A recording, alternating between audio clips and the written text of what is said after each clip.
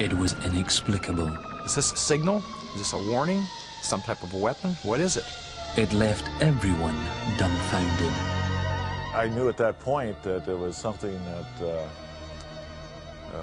hasn't been seen on Earth before. The world's only UFO encounter with official military recognition.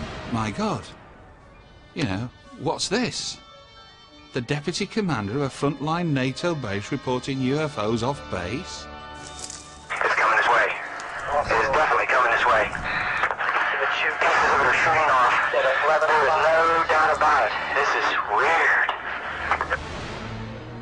This is a story the US military and British government didn't want you to hear. A story that only came to light through the endeavours of local investigators. I don't like the word no. When I know something's going on, I want to know what happened. This conviction that the truth is out there has for some become a lifelong quest. I am convinced that there is at least one extraterrestrial civilization that visits us. What's become known as the Rendlesham Forest incident has touched thousands of lives and changed a few forever.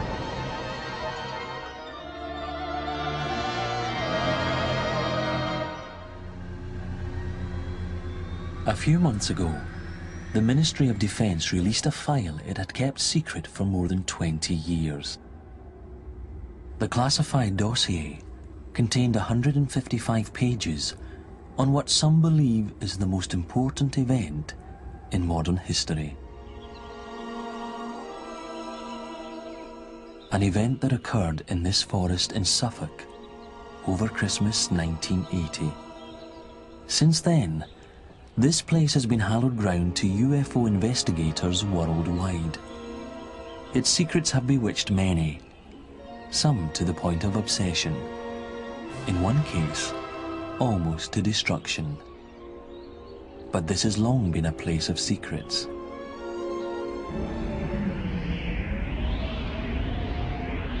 Local legends tell of witchcraft, demon dogs, and the ghosts of dead airmen.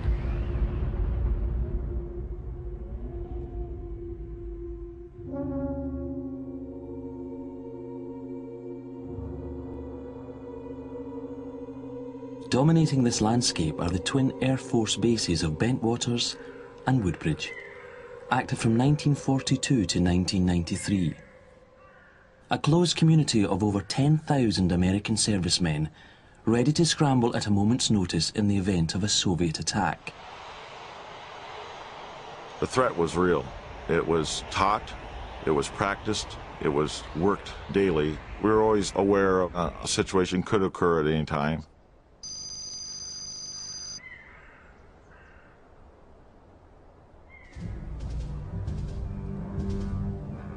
Jim Penniston arrived in June 1980. As a security policeman, he was responsible for protecting the base from intrusion or terrorist attack.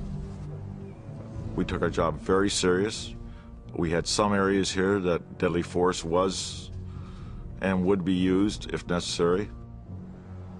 When Soviet forces invaded Afghanistan, the base was put on high alert. It was the height of the Cold War. Tensions were high. We knew there was a threat from the Soviets at that time. We have got to control events to the place that we don't run into a crisis that inevitably leads to war. But in December 1980, the airmen faced the possibility of a different threat. One they could never have prepared for. Shortly before midnight on Christmas Day, security police stationed at one of the base's perimeter gates reported strange lights in the forest. Jim Penniston went to investigate.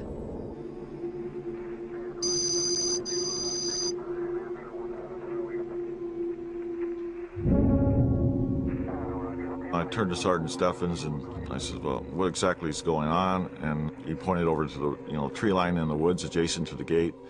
It appeared to be an aircraft that had crashed, had been downed. It was like it was on fire. And I turned to Bud. I said, well, how long ago did it crash? And he says it didn't crash. He says it landed. I got permission from security control to go ahead and proceed off base with at least 2 security policemen. We started to go back down to the logging road, me and one other airman, and we got to the point when we couldn't go any farther with the Jeep.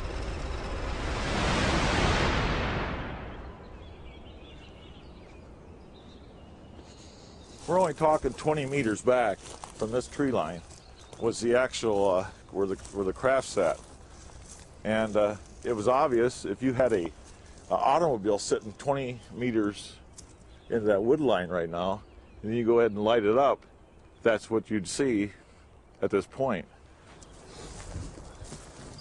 As we proceed a little bit farther, though, this is when we started feeling the electromagnetic type of static electricity.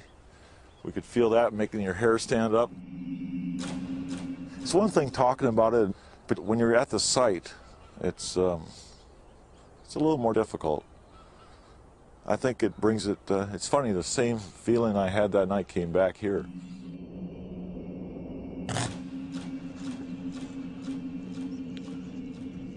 It was very dark in the woods that night, but around the craft itself, it was light enough for us to still, view an area at least 20 to 30 feet around it. It lit all the way up to the top of the trees, too. If you take a look from this tree here, that tree over here to here, that's in triangular in shape. It's about the size of it. You know, you walk around them, you look up, you get down. I'd look underneath, feel in there. Observations, I write them down, looking for, where are the engines? Are there engines? Where are the intakes? What type of landing gear does it have? I knew at that point that there was something that hasn't been seen on Earth before, I'll tell you that, because it was something beyond our technology. Little do we know it was preparing for takeoff at that point. Went up to about the tree line, hovered momentarily, and in a blink of an eye, it was gone. I turned to the airman with me, and I says, I think we're going to have a problem with this report. And he agreed. Our concerns were the fact of our careers could be in jeopardy. But how do I explain the report from the East Gate and the 45 minutes in the woods? I mean, I'm going to have to report it. I went up to the desk early in the morning, and the desk sergeant started snickering when I walked in, and I said, "What's so funny?" to him. He said, "You aren't going to believe it." He said, "Last night, 3 of our security policemen were out in the woods chasing a UFO."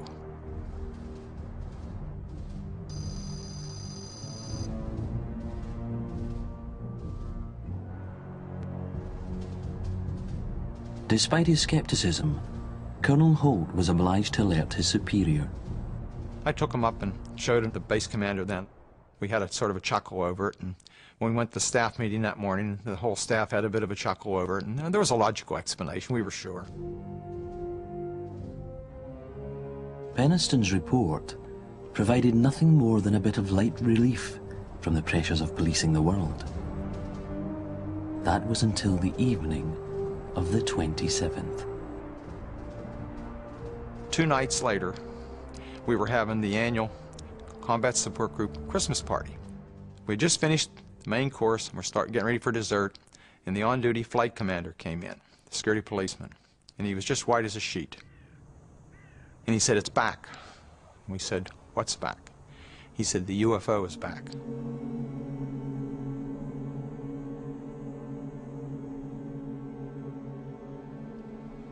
Unconvinced, Colonel Halt led a group of men into the forest to lay the story to rest. At that time, I'd pocketed my small microcassette recorder, so I started taking notes, so to speak, on the tape recorder. This is the actual recording that Halt made that night.